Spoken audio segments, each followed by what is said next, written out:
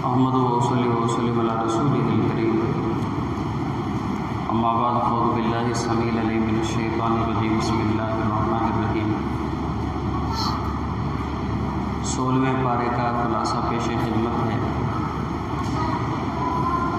موسیٰ علیہ السلام جب خضر علیہ السلام سے ملے تھے تو خضر علیہ السلام سے انہوں نے گزارش کی کہ میں آپ سے کچھ سیکھنا چاہتا ہوں۔ تو خضر علیہ السلام نے شرط رکھی تھی کہ موسیٰ آپ ہم سے جو بھی سیکھیں گے، میں جو بھی کر رہا ہوں گا، آپ سوال نہیں کریں گے، دیکھتے جانا ہے بس، جہاں سوال کیا وہاں آپ کا اور میرا آخری وہ ہوگا۔ موسیٰ علیہ السلام اور وہ نکلے، 3 صورتیں دیکھی، ایک جگہ پہ کشتی میں سوراخ، دوسری جگہ پہ بچے کو مارنا، تیسری جگہ پہ دیوار کی تعمیر کرنا۔ موسیٰ علیہ السلام نے عجیب معاملات دیکھے تو موسیٰ علیہ السلام نے تینوں جگہوں پہ سوال کر لیا۔ خضر علیہ السلام نے مہلت دیتے دیتے تیسری بار بول دیا کہ قال الم اقل لک انک لن تستطیع معی صبرا، میں نے تمہیں کہا تھا کہ تم میرے ساتھ صبر نہیں کر پاؤ گے، اور تم نے کہا تھا کہ صبر کروں گا، لہذا اب آپ کا اور میرا سلسلہ جو تھا وہ ختم، اور جو باتیں میں نے کی ہیں اس کی میں وضاحت کر دیتا ہوں۔ انہوں نے وضاحت بھی کر لی تھی۔ اس کے بعد موسیٰ علیہ السلام کو احساس ہوا کہ دنیا میں مجھ سے زیادہ بھی عالم پڑے ہوئے ہیں۔ ہم نے کل اس حوالے سے بات کی تھی نا، موسیٰ علیہ السلام کی اللہ نے خضر علیہ السلام سے ملاقات کیوں کروائی تھی، پھر ان کو احساس ہوا کہ ہم سے بڑے بھی عالم پڑے ہوئے ہیں۔ اچھا، اس واقعے میں خضر علیہ السلام اور موسیٰ علیہ السلام ایک جگہ پر گئے، ایک گاؤں میں۔ انہوں نے گاؤں والوں سے گزارش کی کہ ہم مسافر ہیں، ہمیں کھانا وانا کھلاؤ۔ گاؤں والوں نے انکار کر دیا۔ وہاں سے جب چلنے لگے تھے تو ایک دیوار تھی جو گرنے لگی تھی۔ انہوں نے خضر علیہ السلام نے موسیٰ علیہ السلام کو فرمایا کہ آؤ مل کے اس دیوار کو تعمیر کرتے ہیں۔ تو دیوار کی جو وضاحت کی تھی، موسیٰ علیہ السلام نے جب سوال کیا کہ انہوں نے ہمیں کھانا نہیں کھلایا اور تم ان کی دیوار بنا رہے ہو، تو پھر خضر علیہ السلام نے فرمایا تھا کہ وَأَمَّا الْجِدَارُ فَكَانَ لِغُلَامَيْنِ يَتِيمَيْنِ، یہ جو دیوار تھی یہ 2 یتیم بچوں کی تھی۔ یتیم کے حوالے سے شریعت اسلامیہ نے بڑی تلقین کی ہے۔ رسول اللہ صلی اللہ علیہ وسلم نے ارشاد فرمایا انا وکافل الیتیم کہاتین وضم بین اصبعیہ، اللہ کے رسول نے فرمایا کہ میں اور یتیم کی پرورش کرنے والا قیامت کے دن ایسے ہوں گے۔ آپ نے پھر اپنی دونوں انگلیاں ملا کر دکھائی تھی۔ ایک اور صحابی نے اگر اللہ کے رسول علیہ الصلوۃ والسلام سے دل کی سختی کی شکایت کی تو آپ نے فرمایا کہ یتیم کے سر پہ شفقت کا ہاتھ رکھا کرو، تمہارا دل نرم ہو جائے گا۔ تو انبیاء علیہ الصلوۃ والسلام کی یہ سنت ہے۔ خضر علیہ الصلوۃ والسلام اللہ کے نبی تھے، خضر علیہ السلام نے یتیموں کا خیال کیا تھا۔ ان کی سنت سے یہ بات ثابت ہے کہ ہمیں بھی معاشرے کے جو یتیم بچے ہیں ان کے اوپر دست شفقت رکھنا چاہیے۔ خضر علیہ السلام کے بارے میں مختلف باتیں کی جاتی ہیں، لیکن یاد رکھیے خضر علیہ الصلوۃ والسلام اللہ کے نبی تھے۔ اس کی دلیل کیا ہے؟ دلیل یہ کہ اللہ سبحانہ و تعالیٰ اسی سورہ کہف میں جس میں ذکر ہو رہا ہے 16ویں پارے کا، اس میں اللہ فرماتے ہیں کہ فوجدا عبدا من عبادنا، کہ موسیٰ اور اس کے ساتھ جو نوجوان تھا یوشع بن نون علیہ السلام، یہ بعد میں اللہ کے نبی ہوئے تھے، موسیٰ علیہ السلام کے شاگرد یوشع بن نون۔ بائبل میں ایک کتاب ان کے نام سے بھی ہے۔ تو یوشع بن نون علیہ السلام اور موسیٰ علیہ السلام نے جب مقررہ جگہ پہ بندے کو دیکھا تو اللہ اس بندے کا تعارف کرواتے ہیں کہ وجدا عبدا من عبادنا، انہوں نے ہمارے بندوں میں سے ایک بندہ پایا، ایک بندہ۔ میں نے کل واقعہ معراج کے ٹائم پہ عرض کیا تھا کہ اللہ سبحانہ و تعالیٰ جب بھی اپنے کسی نبی کا انتہائی عزت کے ساتھ ذکر کرتے ہیں تو اللہ سبحانہ و تعالیٰ اس کے بارے میں بندہ فرماتے ہیں۔ تو خضر علیہ السلام کے بارے میں بھی اللہ نے بندے کا ذکر کیا ہے اور فرمایا کہ عبدا من عبادنا، ہمارے خاص بندوں میں سے ایک خاص بندہ۔ پھر اللہ آگے فرماتے ہیں کہ وَآتَيْنَاهُ مِن لَّدُنَّا عِلْمًا، اور ہم نے اس بندے کو اپنی طرف سے علم سکھایا تھا، اور یہ علم نبوت کا علم تھا۔ یہ دلیل ہے کہ خضر علیہ السلام اللہ کے نبی تھے۔ اسی طرح اس بارے میں اللہ سبحانہ و تعالیٰ نے ذوالقرنین کا ذکر کیا ہے۔ وَيَسْأَلُونَكَ عَنْ ذِي الْقَرْنَيْنِ، اللہ کے رسول یہ مکہ کے لوگ آپ سے ذوالقرنین کے بارے میں سوال کرتے ہیں۔ ذوالقرنین کا مکمل تعارف پھر اللہ نے قرآن میں کروایا ہے۔ ذوالقرنین کو تاریخ میں سائرس اعظم بھی کہا جاتا ہے۔ سائرس اعظم، جہاں بھی تاریخ میں سائرس اعظم کا نام ملے تو اس سے مراد ذوالقرنین ہوں گے۔ ذوالقرنین کے بارے میں ایک دعویٰ یہ بھی کیا جاتا ہے کہ یہ سکندر اعظم اور ذوالقرنین یہ دونوں ایک ہی کردار ہیں، لیکن یہ غلط بات ہے۔ سکندر اعظم جو تھا وہ بت پرست تھا، دیوی دیوتاؤں کی پوجا کرنے والا تھا۔ یونان کے جو مشہور دیوتا ہیں ان کی باقاعدہ اس کے پاس مورتیاں بھی تھیں جب وہ لشکر کشی کے لیے نکلا تھا، اور وہ بتوں کی عبادت کرتا تھا، اور ذوالقرنین اللہ کے موحد بندے تھے۔ اسی طرح ذوالقرنین نے قرآن کا یہ سورہ کہف کا اسلوب ہمیں بتاتا ہے کہ ذوالقرنین نے ایک لمبا سا دعوتی سفر کیا تھا، دعوتی سفر، دعوت دین کے لیے، دین ابراہیمی کی دعوت۔ جن جن لوگوں نے قبول کیا ذوالقرنین نے ان کے ساتھ معاہدہ کیا، اور جن جن نے نہیں قبول کیا ذوالقرنین نے پھر ان کے ساتھ لڑائیاں بھی کی تھیں۔ سورہ کہف کا اسلوب ہمیں بتاتا ہے کہ ذوالقرنین موحد آدمی تھے، یہ سکندر اعظم سے کہیں بڑھ کر برتر و بالا اور کہیں عظیم تر ہیں۔ ذوالقرنین ایک جگہ پہ پہنچے تو ذوالقرنین کو ایک قوم والوں نے گزارش کی کہ ان یاجوج و ماجوج مفسدون فی الارض۔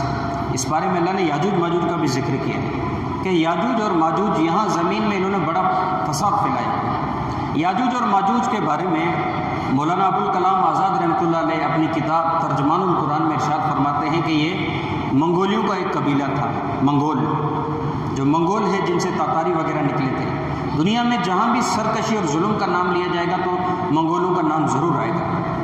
تو انسانیت کی بگڑی ہوئی شکل یاجوج اور ماجوج تھی۔ انہوں نے ہر طرف تباہی پھیلائی ہوئی تھی، ہر طرف بربادی پھیلائی ہوئی تھی۔ پھر ذوالقرنین کو انہوں نے گزارش کی کہ آپ، اللہ نے آپ کو بہت بڑی طاقت دی ہے، آپ ہماری مدد کیجئے۔ تو ذوالقرنین نے فرمایا کہ لوہے کے ٹکڑے وغیرہ لے آؤ، سیسا وغیرہ لے آؤ، میں انشاءاللہ دیوار دیتا ہوں۔ سد باب کیا ان کا ذوالقرنین نے۔ یہ دیوار قیامت کی نشانی ہے۔ یہ جو یاجوج ماجوج کی جو دیوار ہے، اس کا جس دن یہ دیوار ٹوٹے گی یا جس دن یہ دیوار کھل جائے گی تو اس دن سمجھ لیجئے گا کہ قیامت بہت قریب ہے۔ اللہ کے رسول علیہ الصلوۃ والسلام امی عائشہ فرماتی ہیں کہ ایک بار اللہ کے رسول گھر تشریف لائے، اور گھر تشریف لانے کے بعد آپ بہت پریشان تھے۔ میں نے پوچھا تو آپ نے فرمایا کہ مجھے لگ رہا ہے کہ عرب کی ہلاکت قریب آ گئی ہے، کہ آج جو یاجوج اور ماجوج ہیں، یاجوج اور ماجوج کی دیوار میں اتنا سوراخ ہو چکا ہے۔ آپ نے 10 کا باقاعدہ ہندسہ بنا کے دکھایا تھا کہ اتنا بڑا سوراخ ہو چکا ہے۔ یہ ڈیلی کی بنیاد پہ دیوار کو کھودتے ہیں، دیوار کھودتے ہیں، جب سورج کی شعائیں جب ان کو نظر آنے لگتی ہیں، پھر ان کا جو وڈیرا ہوتا ہے، سردار ہوتا ہے، وہ کہتے ہیں کہ یہ بقایا دیوار ہم کل کھودیں گے۔ اللہ سبحانہ و تعالیٰ کا یہ ہمارے اوپر احسان ہے کہ اللہ سبحانہ و تعالیٰ رات کے ٹائم پھر اس دیوار کو اسی حالت میں بلکہ اس سے مضبوط تر حالت میں لے آتے ہیں، اور دوبارہ ان کو پھر شروع سے ہی کھدائی کرنی پڑتی ہے۔ قرب قیامت پھر یہ ایک دن ان کا جو سردار ہوگا وہ کہے گا کہ انشاءاللہ ہم بقایا کام کل کریں گے۔ تو انشاءاللہ کی برکت سے جو دیوار انہوں نے جہاں چھوڑی ہوگی وہ وہیں کی وہیں ہوگی، دوسرے دن وہ دیوار توڑ کے نکل آئیں گے۔ انشاءاللہ کے لفظ ایک مسئلہ سمجھنا چاہیے کہ اللہ کا ذکر، اللہ کا نام اتنے شریر لوگ لیتے ہیں تو بھی اللہ سبحانہ وتعالیٰ ان کے اوپر رحم کرتا ہے۔ ہم اگر اللہ کے بندے بن کے اللہ کا ذکر وغیرہ کریں تو اللہ ہماری مدد کیوں نہیں کرے گا؟ تو یاجوج اور ماجوج جب آئیں گے دنیا میں تو پھر یہ تباہی بربادی پھیلائیں گے۔ جب ان کی ہلاکت ہوگی، ان کی ہلاکت کے بعد پھر دنیا میں برکتیں آئیں گی، برکتوں کے بعد پھر لوگوں میں سرکشی آئیں گی، اور سرکشی کے بعد پھر قیامت آئے گی۔ کیونکہ حدیث کے لفظ ہے کہ جن لوگوں کے اوپر قیامت قائم ہوگی اولئک شرار الخلق عند اللہ، کہ وہ اللہ کے ہاں سب سے دنیا کی بدترین مخلوق ہوگی جس کے اوپر قیامت قائم ہوگی۔ تو یاجوج اور ماجوج کے شر سے اور یاجوج اور ماجوج کے فتنے سے اللہ سبحانہ و تعالیٰ کی پناہ مانگنی چاہیے۔ اللہ سبحانہ و تعالیٰ سورہ مریم میں یحییٰ علیہ السلام کا ذکر کرتے ہیں، یحییٰ علیہ السلام اور زکریا علیہ السلام کا۔ زکریا علیہ السلام بڈھے ہو چکے ہیں، بڈھے، اور انہوں نے اللہ سے گزارش کی تھی کہ یا اللہ میری حالت یہ ہے کہ وہن العظم منی، میری جو ہڈیاں ہیں وہ جواب دے چکی ہیں، واشتعل الراس شیبا، اور میرا سر سفید ہو چکا ہے، میرا سر سفید ہو چکا ہے۔ اور اپنی بیوی کے بارے میں ذکر کرتے ہوئے یہ زکریا علیہ السلام اللہ کو عرض کرتے ہیں کہ یا اللہ وامراتی عاقر، اور میری جو بیوی ہے، میری بیوی سن ہے، اولاد دینے کے قابل ہی نہیں ہے۔ بائبل کے مطابق ان کا نام علیشبہ تھا، اور 60 سال سے ان کی عمر تجاوز تھی، اور زکریا علیہ السلام کی ہڈیاں جواب دے چکی تھی، یعنی 80 سال کے خود ہیں اور 60 سے کچھ پلس ان کی بیوی تھی۔ اس صورت میں انہوں نے اللہ سے بیٹا مانگا، اور بیٹا بھی مانگنے کا ڈھنگ دیکھیں، ہمیں مانگنا نہیں آتا اللہ سے، مانگنے کا اسٹائل دیکھیں۔ کہ بیٹا ہونے کے کوئی چانسز نہیں، اور اللہ سے ایسے مانگ رہے ہیں کہ یا اللہ بیٹا دے، اور بیٹا بھی ایسا کہ وَيَرِثُ مِنْ آلِ یعقوب، نبی بنانا ہے تو نے اس سے، بیٹا دے، اولاد دے، اولاد بیٹا دے، اور بیٹا دینے کے بعد اس کو نبی بھی بنانا ہے۔ یہ ہے نبی کا اللہ پہ توکل، یہ ہے نبی کا اللہ پہ بھروسہ۔ پھر اللہ سبحانہ وتعالیٰ کو زکریا کا یہ گر گڑانا، یہ مانگنا، یہ ستانا اتنا پسند آیا، جبریل کو بھیجا، اور جبریل کو جا کر بولا کہ جاؤ زکریا کو بولو اِنَّا نُبَشِّرُکَ بِغُلَامٍ، ہم تمہیں بچے کی بشارت دیتے ہیں، ہم تمہیں بچے کی بشارت دیتے ہیں، اور ہم اسے انشاءاللہ نبی بھی بنائیں گے۔ پھر اللہ سبحانہ وتعالیٰ نے یحییٰ علیہ السلام کو نبی بھی بنایا تھا۔ یحییٰ علیہ السلام کا ذکر کرتے ہوئے اللہ سبحانہ وتعالیٰ قرآن میں فرماتے ہیں برًّا بوالدیہ، کہ یحییٰ علیہ السلام اپنے والدین کے ساتھ انتہائی نیک تھے، والدین کی بہت ہی زیادہ خدمت کرتے تھے۔ اللہ سبحانہ وتعالیٰ نے یحییٰ علیہ السلام کی یہ خوبی بیان کی ہے۔ اللہ کے رسول نے بد دعا دی اس آدمی کے لیے، بد دعا دی ہے، کس آدمی کے لیے؟ فرمایا کہ خاک آلود ہو، خاک آلود ہو، خاک آلود ہو، 3 بار آپ نے بد دعا دی۔ صحابہ نے جب سوال کیا تو آپ نے فرمایا کہ وہ آدمی جو اپنے ماں باپ کو بڑھاپے میں پاتا ہے، دونوں کو یا دونوں میں سے ایک کو، اور ان کے ذریعے پھر جنت نہیں حاصل کرتا۔ ایک تو یہ کہ خدمت نہ کرے، دوسرے کے خدمت تو کرتا ہے لیکن جتلاتا ہے، تنگ کر دیا ہے، بڈھے مسئلہ کر دیا تو یہ تیری وجہ سے میرے سارے کام ڈسٹرب ہو پڑے، مجھے اپنی ڈیوٹی پہ نہیں جانا پڑتا۔ لوگ کہہ رہے ہوتے ہیں نا خدمت بھی کر رہے ہیں لیکن اپنے ماں باپ کو ستا بھی رہے ہوتے ہیں، یہ ستانا کس کام کرتے ہیں؟ یہ خدمت پھر کس کام کی؟ یقین کریں یہ اللہ کے رسول علیہ السلام کی پھر بد دعا لینے والا کام ہوا۔ اللہ کے رسول علیہ السلام کی بد دعا پھر اس آدمی پہ فٹ آتی ہے۔ تو انبیاء علیہ السلام کا اللہ نے جہاں بھی ذکر کیا ہے قرآن میں، جن انبیاء کے بارے میں اللہ نے ان کے بارے میں والدین کے ساتھ نیکی کا ضرور ذکر کیا ہے۔ تو ہمیں بھی اپنے والدین کے ساتھ یحییٰ علیہ السلام کی سنت کو اپناتے ہوئے اپنے والدین کے ساتھ نیک سلوک کرنا چاہیے، اور نیک سلوک بغیر کسی لالچ کے، جیسے ہم خدمت کرنے کا حق ہے ویسے اپنے ماں باپ کی خدمت کریں، کیونکہ کما تدین تدانو، جس طرح کرو گے کیا جائے گا۔ آج ہم اپنے ماں باپ کی خدمت کریں گے، کل ہماری اولاد ہماری خدمت کرے گی، اسی لالچ کے تحت ہی کر لیں۔ اللہ سبحانہ وتعالیٰ قرآن میں مریم علیہ السلام کا ذکر کرتے ہیں۔ میں بہنوں سے گزارش کروں گا کہ مریم علیہ السلام کی سیرت کا ضرور مطالعہ کریں۔ وَاذْكُرْ فِي الْكِتَابِ مریم، اللہ فرماتے ہیں کہ مریم کا ذکر کیجیے، مریم کا تذکرہ کیجیے۔ نبی، یہ مریم علیہ السلام کون تھی؟ یہ مریم علیہ السلام بنی اسرائیل کے نیک خاندان سے وابستہ ان کا تعلق تھا، اور ان کے بارے میں اللہ فرماتے ہیں ان اللہ اصطفیٰ آدم ونوح وآل ابراہیم وآل عمران علی العالمین، کہ اللہ سبحانہ وتعالیٰ نے چند خاندانوں کو فضیلت دی ہے، ان میں سے ایک خاندان آل عمران ہے، اور یہ آل عمران اسی عمران کی بیٹی ہے مریم علیہ السلام۔ سورہ تحریم میں اللہ سبحانہ وتعالیٰ فرماتے ہیں مریم ابنۃ عمران التی احسنت فرجہا، کہ مریم بنت عمران جس نے اپنی عزت کی کما حق ہو حفاظت کی تھی، ان کے پاس جب جبریل امین علیہ السلام آدمی کی شکل میں انتہائی خوبصورت گبرو نوجوان کی صورت میں آئے تھے اللہ سبحانہ وتعالیٰ کا پیغام لے کر کہ مریم میں تیرے پاس اللہ کا پیغام لے کے آؤں، تو مریم علیہ السلام نے بتایا کیا فرمایا تھا؟ مریم علیہ السلام نے فرمایا تھا کہ انی اعوذ بالرحمن منک ان کنت تقیا، کہ اگر تم اللہ سے ڈرتے ہو تو پھر اللہ سے میں تمہارے شر کی پناہ مانگتی ہوں، اور اللہ سبحانہ وتعالیٰ کا واسطہ دے کر تمہیں کہتی ہوں کہ تم یہاں سے چلے جاؤ، تم یہاں سے چلے جاؤ۔ غیر محرم مرد دیکھ کر فوراً مریم علیہ السلام نے اس غیر محرم مرد سے اللہ سبحانہ وتعالیٰ کی پناہ مانگی تھی۔ تو ہماری ماؤں بہنوں کو بھی ضرور مریم علیہ السلام کی سیرت کو پڑھنا چاہیے، اور ان سیرتوں کے اوپر کوشش کریں جتنا ہو سکے عمل کریں۔ انشاءاللہ اللہ سبحانہ وتعالیٰ ان کرداروں پہ چلنے کی برکتوں سے اللہ دنیا میں بھی ہمیں نجات دے گا، اور آخرت میں بھی اللہ سبحانہ وتعالیٰ انشاءاللہ ہمیں کامیاب و کامران کرے گا۔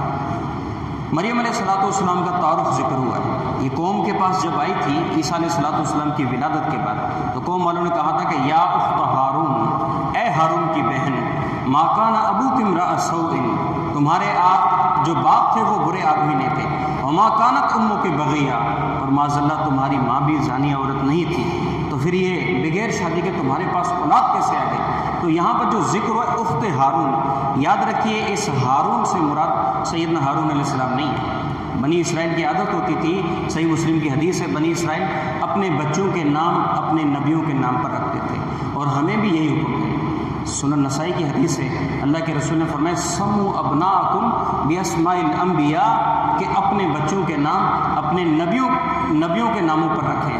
ہمارے ہاں مسئلہ ہوتا ہے، ولادت کسی کے گھر میں ہوتی ہے اور مسئلہ بیچارے مولوی کے لیے ہوتا ہے، پوری رات بیچارہ محنت کر کے 50 60 70 نام میسج کر رہا ہوتا ہے، ان کو لکھ کر دے رہا ہوتا ہے میننگ کے ساتھ، ترجمے کے ساتھ۔ یہ دادی کو پسند نہیں آ رہا، یہ اس کو پسند نہیں آ رہا، اور لوگوں نے عجیب و غریب نام لیے ہوئے یار، جن کا کوئی مطلب ہی نہیں ہوتا، جن کی کوئی معنی نہیں نکلتی۔ ایک آدمی نے اپنے بیٹے کا نام رکھا تھا ویہان، اس کا نام تھا فرحان، اس نے اپنے بیٹے کا نام رکھا ویہان۔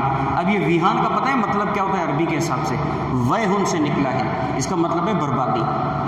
صرف اس وزن کو قائم رکھنے کے لیے ویہان اور فرحان اس نے ویہان رکھ دیا۔ جب سمجھایا تو کہنے لگا نہیں، اس کا کوئی برا مطلب نہیں۔ ایک آدمی نے اپنی بیٹی کا نام ایشل رکھ دیا، عین یہ شین نام، بھائی یہ ایشل کون سا نام ہے؟ تو کہنے لگا جنت کے کسی پودے کا نام ہے۔ کہاں سے لیا؟ مفتی نیٹ سے لیا ہے، انٹرنیٹ سے اس کا مطلب معلوم کیا۔ اچھا انٹرنیٹ میں کسی مستند ذریعے سے نہیں، بس مانا آئی تھی میں نے رکھ لیا نام سوچ سمجھ کے رکھا کریں۔ اللہ کے رسول جب صحابہ کو مہم پہ روانہ کرتے تھے تو آپ صلی اللہ علیہ وسلم دیکھتے اگر کسی صحابی کا نام اچھا ہوتا تھا آپ صلی اللہ علیہ وسلم خوش ہوتے تھے، اور اگر دیکھتے کہ کسی کا نام برا ہے، مطلب معنی کے حساب سے نام برا ہوتا تھا، تو اللہ کے رسول علیہ الصلوۃ والسلام نام کو بدلنے کا حکم دیتے تھے۔ سعید بن مسیب کے جو والد تھے ان کا نام تھا حزن، دادا تھے صحابی تھے، ان کے دادا جو تھے وہ صحابی تھے، ان کا نام تھا حزن۔ حزن کا مطلب ہے غم اور پریشانی۔ اللہ کے رسول نے فرمایا تم اپنا نام رکھو سہل، سہل کا مطلب ہے آسانی، اللہ تمہارے معاملات میں بھی آسانی کرے گا۔ انہوں نے نہیں مانا تھا۔ پھر سعید بن مسیب زندگی میں فرماتے تھے کہ کاش میرے دادا جی اپنا نام چینج کر لیتے اور ہمارے حالات آج آسان ہو جاتے ہیں۔ تو نام کا بڑا اثر ہوتا ہے بندے کے اوپر، نام سوچ سمجھ کے رکھا کرے۔ اللہ سبحانہ و تعالیٰ نے سیدنا اسماعیل علیہ السلام کا ذکر کیا ہے سورہ مریم میں، فرماتے ہیں کہ کان یأمر اہلہ بالصلاۃ والزکاۃ، کہ یہ اپنے گھر والوں کو نماز اور زکوٰۃ کا حکم دیتے تھے۔ اسماعیل علیہ السلام اپنے گھر والوں کی تربیت کرتے تھے۔ اللہ سبحانہ و تعالیٰ فرماتے ہیں کہ قوا انفسکم واہلیکم نارا، لوگوں اپنے آپ کو اور اپنے گھر والوں کو جہنم کی آگ سے بچاؤ۔ سنن ابو داؤد کی حدیث ہے، اللہ کے رسول نے فرمایا کہ اس آدمی کے اوپر اللہ اپنی رحمت نازل کرے جو رات کو تہجد کے لیے اٹھے اور اپنی بیوی کو بھی اٹھائے، اگر وہ نہ اٹھے تو اس کے منہ پہ پانی بھی مارے۔ اسی طرح اللہ سبحانہ و تعالیٰ اس عورت پہ رحم کرے جو عورت کو تہجد کے لیے اٹھے اور اپنے شوہر کو بھی تہجد کے لیے اٹھائے۔ تو گھر والوں کو ایک دوسرے کو نیکی کا حکم دینا چاہیے، یہ انبیاء علیہ السلام کی سنت ہے۔ اور ہماری نئی نسل جو دین سے دور ہو رہی ہے اس کی ایک وجہ یہ بھی ہے کہ گھر والے دیندار نہیں ہوتے۔ گھر میں دین نہیں ہوتا تو پھر ان کو دین کہاں سے ملے گا؟ نئی نسل۔ چھوٹے بچے تو ماں باپ کو دیکھ کر ہی سیکھتے ہیں۔ اللہ سبحانہ و تعالیٰ نے سورہ مریم میں اسی پارے میں پل صراط کا ذکر کیا ہے، وَإِن مِّنكُمْ إِلَّا وَارِدُهَا، فرمایا کہ تم میں سے کوئی بھی ایسا آدمی نہیں ہے مگر اسے پل صراط سے گزرنا ہی پڑے گا۔ پل صراط سے اللہ کے رسول نے فرمایا کہ پل صراط کے اوپر جب لوگ گزر رہے ہوں گے تو کسی کی کنڈیشن یہ ہوگی کہ وہ بجلی کی طرح گزر جائے گا۔ پہلا جو گروہ ہوگا پوزیشن ہولڈر، وہ گروہ بجلی کی طرح گزر جائے گا پل صراط سے، اور دوسرا ہوا کی اسپیڈ سے گزرے گا، تیسرا گھوڑے کی اسپیڈ سے، چوتھا اونٹ کی اسپیڈ سے، اور پانچواں آپ نے فرمایا دوڑ لگاتے ہوئے گزر جائے گا، اور چھٹا آپ نے فرمایا کہ پیدل چل چل کے بہرحال پار کر جائے گا اسے۔ لیکن کئی ایسے لوگ ہوں گے جو پل صراط پہ بھٹک جائیں گے اور جہنم میں گر جائیں گے۔ اللہ سبحانہ و تعالیٰ سے پناہ مانگنی چاہیے اس کی۔ احادیث میں اللہ کے رسول علیہ السلام نے پل صراط کا جہاں ذکر کیا ہے بڑی سنگینی والی باتیں ہیں، اللہ سے اس عذاب کی پناہ مانگنی چاہیے۔ اللہ سبحانہ و تعالیٰ نے اس صورت میں بلکہ اس پارے میں سورہ طٰہٰ میں اللہ سبحانہ و تعالیٰ اپنے بارے میں تعارف کرواتے ہیں، الرحمن علی العرش استویٰ، اللہ فرماتے ہیں کہ رحمان عرش پر مستوی ہے۔ یہ عقیدے کا مسئلہ ہے، ذہن میں رکھیے اللہ سبحانہ و تعالیٰ ہر جگہ پہ حاضر ناظر موجود نہیں ہے، یہ عقیدے کا مسئلہ ہے، یہ اللہ کی پھر گستاخی ہو رہی ہے۔ اللہ ان لوگوں پہ رحم کرے جنہوں نے وحدت الوجود، وحدت الشہود، حلول وغیرہ پتہ نہیں کیا کیا نظریات بنائے ہوئے ہیں۔ تو اللہ سبحانہ و تعالیٰ ذاتی طور پہ عرش پر مستوی ہے، ساتوں آسمانوں سے اوپر۔ اللہ خود قرآن میں فرماتے ہیں، اور اللہ کے رسول علیہ السلام کے ایک صحابی تھے معاویہ بن حکم رضی اللہ عنہ، ان کی ایک باندی تھی، ان کی ایک خادمہ تھی، لونڈی تھی، وہ بکریاں چرایا کرتی تھی۔ ایک دن وہ ایک بکری گم کر کے آ گئی، معاویہ نے رضی اللہ عنہ نے پوچھا کہ بکری کدھر ہے؟ تو اس نے کہا گم ہو گئی۔ تو اس نے اپنی اس باندی کو تماچا مارا، اس نے اللہ کے رسول کو جا کے شکایت کی کہ میرے مالک نے مجھے چہرے پہ مارا ہے۔ تو تو اللہ کے رسول نے پوچھا، اس عورت سے معاویہ کو بھی بلایا رضی اللہ عنہ، اس عورت کو بھی بلایا۔ اللہ کے رسول نے پوچھا اس عورت سے کہ تم بتا سکتی ہو کہ این اللہ، اللہ کہاں پر ہے؟ اس عورت سے اللہ کے رسول نے پوچھا کہ این اللہ، اللہ کہاں پر ہے؟ تو اس عورت نے اشارہ کیا فی السماء، اللہ آسمانوں میں ہے، یعنی اوپر ہے، 7 آسمانوں میں عرش الہی پر ہے۔ پھر اللہ کے رسول نے پوچھا کہ من انا، میں کون ہوں؟ تو اس نے کہا انت رسول اللہ، آپ اللہ کے نبی ہیں، رسول ہیں۔ پھر آپ نے حکم دیا کہ آپ نے کہا یا معاویہ فإنها مؤمنہ، معاویہ اس بندی کو آزاد کیجئے، یہ مومن عورت ہے۔ امام ابو حنیفہ رحمۃ اللہ علیہ، ان کا بھی یہی عقیدہ تھا۔ ان کے بارے میں ایک کتاب ہے ملا علی قاری حنفی نے لکھی ہے، جو ان کی طرف منسوب کی گئی ہے۔ اس میں ملا علی قاری بیان کرتے ہیں کہ امام صاحب کا بھی عقیدہ یہ تھا کہ اللہ سبحانہ و تعالیٰ عرش پر مستوی ہے۔ امام صاحب کا بھی عقیدہ، اور یہ تمام سلف صالحین کا عقیدہ ہے۔ تو اللہ سبحانہ و تعالیٰ کے بارے میں یہ بات کہنے سے ڈرنا چاہیے کہ اللہ سبحانہ و تعالیٰ ہر جگہ پر معاذ اللہ موجود ہوتے ہیں۔ اللہ سبحانہ و تعالیٰ نے اس بارے میں سیدنا ہارون علیہ السلام اور موسیٰ علیہ السلام کی بات چیت کا ذکر کیا ہے۔ موسیٰ علیہ السلام جب گئے تھے کوہ طور پہ اللہ سے ہم کلام ہونے کے لیے اور شریعت لینے کے لیے، تورات وغیرہ لینے کے لیے، 40 دن کی جو ان کی میعاد تھی، 40 دن کے بعد جب واپس آئے تو دیکھا کہ بنی اسرائیل بچھڑے کی پوجا کر رہے تھے۔ بچھڑے کی پوجا کر رہے تھے تو سیدنا موسیٰ علیہ السلام نے، بڑے ہی جلالی پیغمبر تھے، غصہ ان کو جلدی آتا تھا، انہوں نے ہارون علیہ السلام کی داڑھی سے پکڑ لیا۔ تو ہارون علیہ السلام نے عرض کیا کہ یبن امہ لا تأخذ بلحیتی ولا براسی، اے میری ماں کے بیٹے، بھائی تھے نا، اے میری ماں کے بیٹے، یعنی میرے بھائی، میری داڑھی سے نہ پکڑو۔ داڑھی کا ذکر اللہ سبحانہ وتعالیٰ نے ہارون علیہ السلام کی ذات کے ساتھ کیا ہے۔ داڑھی انبیاء علیہ السلام کی بہت ہی عظیم سنت ہے۔ اللہ کے رسول علیہ السلام نے ارشاد فرمایا کہ کافروں کی مخالفت کرو، داڑھی کو معافی دو اور مونچھوں کو اچھی طرح سے صاف کیا کرو، مونڈا کرو۔ حدیث میں لفظ ہے اس کے کہ اچھی طرح سے مونچھوں کو مونڈا کرو۔ ایک اور حدیث میں آپ نے فرمایا کہ مجوسیوں کی مخالفت کرو، مجوسیوں کی، یہ جو آگ پرست ہیں ایرانی، ان کی مخالفت کرو اور داڑھی کو معافی دو اور مونچھوں کو کاٹا کرو۔ تو یہ داڑھی انبیاء علیہ السلام کی سنت بھی ہے، اور شاعر اسلام میں سے بھی یہ ایک اسلام کا شاعر ہے، تو اس کو اپنانا چاہیے، اپنی زندگی میں اپنی شکلیں صورتیں ایسے بنائیں جیسے اللہ کے انبیاء علیہ السلام کی شکلیں اور صورتیں ہوا کرتی تھی۔ اللہ سبحانہ و تعالیٰ سے دعا ہے کہ اللہ سبحانہ و تعالیٰ ان آیات کی روشنی میں اللہ ہمیں کما حق ہو اسلام سمجھنے اور عمل پیرا ہونے کی توفیق عطا فرمائے۔ وما توفیق الا باللہ۔